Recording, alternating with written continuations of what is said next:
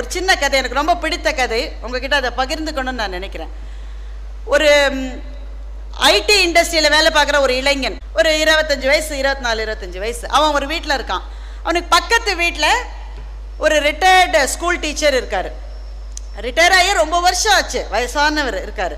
ஒரே மாதிரி வீடு, பக்கத்தில் இருக்காங்க. 2 பேரும் ஒரு செடி வாங்குறாங்க. அதே செடி வாங்குறாங்க.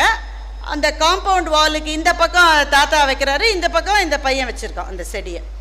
இந்த இளைஞன் இருக்கான்ல, அவனுக்கு வாழ்க்கையில் எல்லாவற்றிலும் வெற்றி பெற்றே ஆகணும், அந்த மாதிரியான ஒரு கேரக்டரும்.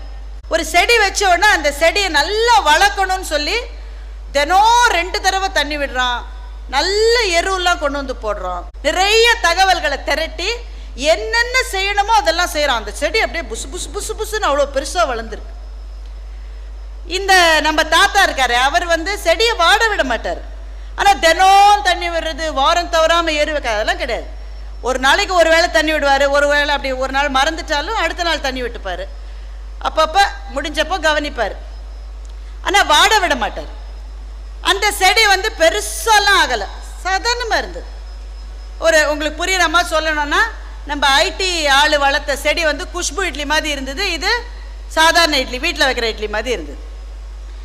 இவன் அந்த பையன் அப்பப்போ அவரை பார்த்து சொல்லுவான், என்ன பெருசு, என் செடியை பார்த்தியா, எப்படி இருக்கு பார்த்தியா, நீ நம்ம நல்லா கவனிச்சா நல்லா புசு புசுன்னு வரும். அவன் சொல்ல, போகிறோம் தம்பி, இது போகிறோம் அப்படிம்பார்.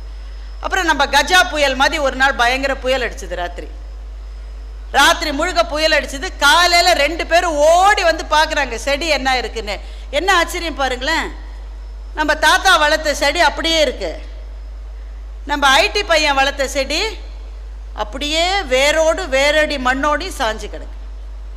அவனுக்கு அழுக தாங்கல, குமரி குமரி அழறான். What old man, what happen?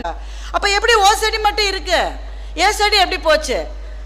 அவர் சொன்னாரு, அது ஒன்றும் இல்லை தம்பி, பெரிய விஷயம் கிடையாது. நான் என் செடியை கவனிச்சேன், ஆனால் ரொம்பலாம் கவனிக்கல.